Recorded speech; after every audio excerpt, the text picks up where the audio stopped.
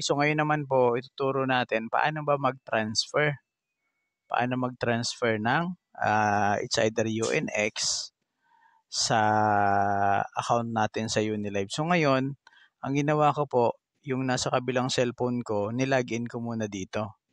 So ayan, ito po yung isa kong account in Cruises PH. It's about ano po yan, it's about cruise, about cruise vacation. So ngayon, kunin natin yung address nito. Punta tayo na circle, click natin tong Unimex. Tapos, ayan, punta tayo dito sa asset.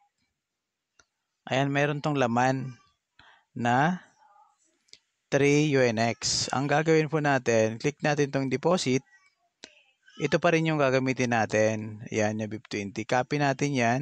So, take note, 49934. Okay, 49934. Yun yung address. So, ngayon, yung isi-send kasi natin dito ay yung galing doon sa kabila. So, punta tayo doon sa kabilang account. Tingnan natin. So, ganito po mag-transfer. So, kung nilagyan ko dito para at least makita niyo po ano. Pero kung sa kabilang cellphone na ibang may-ari, hihingin niyo lang po yung ito naman para sa account management. Ayan, ito yung isa. Ayun, wala pala dito yung ano. So, ayan, naka-login naman na siya. I-click lang natin. Okay. Oh, hindi yan dito yan sa kabila. O, ayan. So, ngayon, nandito kasi yung fund. So, click natin tong circle ulit. Punta tayo sa Unimex. Tapos, ang gagawin po natin, click natin tong asset. Ito po ay kung paano mag-transfer. So, pansinin nyo, walang laman yung USDT. Ang laman po kasi nandito na sa UNX. So, ang gagawin po natin, transfer. Ayan. Pansinin nyo pa, transfer. Sige, pakita natin. Ito po. Ayan, transfer po ano. So, yan po yung i-click nyo na transfer. Okay? Tapos, click natin yan. Nakalagay dyan, token, UNX. Tapos, yung address, yung kinapi natin kanina. So, ito yung kinapi natin. Ayan, 9934. So, very careful po pagdating sa ano, sa address. Make sure na hindi yan mababawasan ng kahit isa. Okay? So, ngayon, i-click natin tong all. Lilipat kasi natin dun sa kabila. Click lang natin yung all. Ayan, 404, 414. Tapos, ganun ulit, get code.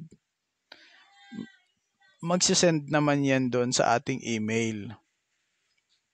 Okay? Sa email naman yan magsisend. Ayan. So, hintayin na. Ayan, nandito na agad yung code. So, katulad ng nagawa natin, copy lang, copy. Tapos, paste mo naman dito. Ayan, click mo naman yung submit. Pansinin niyo po, ayun, na-submit ko na. Wala po yung fee. Zero fees kasi within ecosystem ng UNX. So, ayan, wala na po, ano. So, makikita niyo yan dito. Ay, no, na-close ko ng buo. Sorry. Sa UNX, balikan natin para makita niyo po. Ayun, transactions. Punta ka ulit ng asset. Tapos, dito sa, ayan, history. Click mo yung history. Ayan. So, 414. Ayan, pansin ninyo. 414, ito po, 9934. Completed na siya. Okay? So, completed na siya. Ito. Ayan, completed na. Na-transfer na siya. Tapos, ito po yung amount. Yan, 414. So, okay na.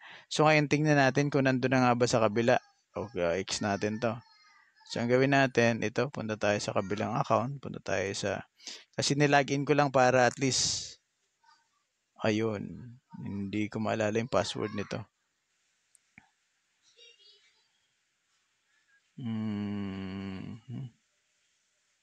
So, ang gagawin natin ay verification login. Ayan. So, isesend po yan sa ating email, yung code na yon. Okay, so check natin sa ating kabilang email. Nasa kabilang cellphone kasi itong account na to eh.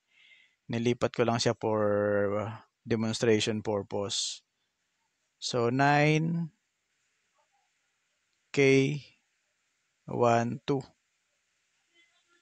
12. Okay. Tapos click natin login.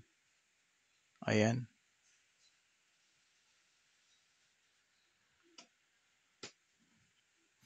So, click natin dito sa circle. Click ulit din natin sa Unimex. So, ibang account na po ito. Ito na yung pangalawa. So, click natin sa asset.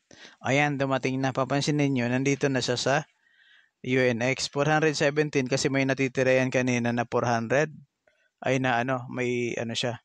414 plus 3. So, mayroon na siya. So, ngayon, ganun lang po pag-transfer. Okay? So, isama na natin, i-stake natin to. So, ang gagawin, pag mag-i-stake ka, okay, take note, pag mag-i-stake, i-click nyo po itong transfer out. Yan po yung gagawin. I-click nyo po yan. Tapos, pagka-click nyo yan, ayan, i-click lang natin, transfer out. Tapos, click nyo tong all. Ayan, lagay na natin lahat. Tapos, get code. So, yung get code, doon sa email ulit. Okay? Sa email po ulit yon. Hintayin natin kung ano yung code niyan. Ayan, dumating na yung code. So, 3345. So, yan po yung code. Ayan. So, na siya? Successful na siya. Ibig sabihin, nalipat na po siya doon sa loob. Nandito na siya sa home. Punta tayo ng home. Punta tayo ng restaking. Tapos, punta tayo ng my asset. Ito po. Ayan, baka hindi nyo makita. Ito. Ayan, ito po yung may asset na to. Ayan. So, yan po i-click nyo kung nandyan na siya sa loob. So, tingnan natin. Okay, click natin yan. Ayan, nandito na siya. 417. So, ang gagawin naman natin, yun, na-stake na natin siya. So, click na natin tong join now. Ayan, ito po. Ito na i-click natin yan, join now na yan. Okay? So, pag click natin yung join now. Tapos yan, pwede natin sagad. 417, tingnan natin. Click natin. Ayan, pwede pumasok. Okay? So, 417 po. Ito na po siya. So, ganun lang siya mag-stake. So, hintayin natin yan. Everyday, papasok po yan. Ang total na kikitain po yan ay yung ating, ayan, 50. So, ganun lang po yung pag-transfer at saka sinama na natin kung paano yung staking. Okay? So, thank you po.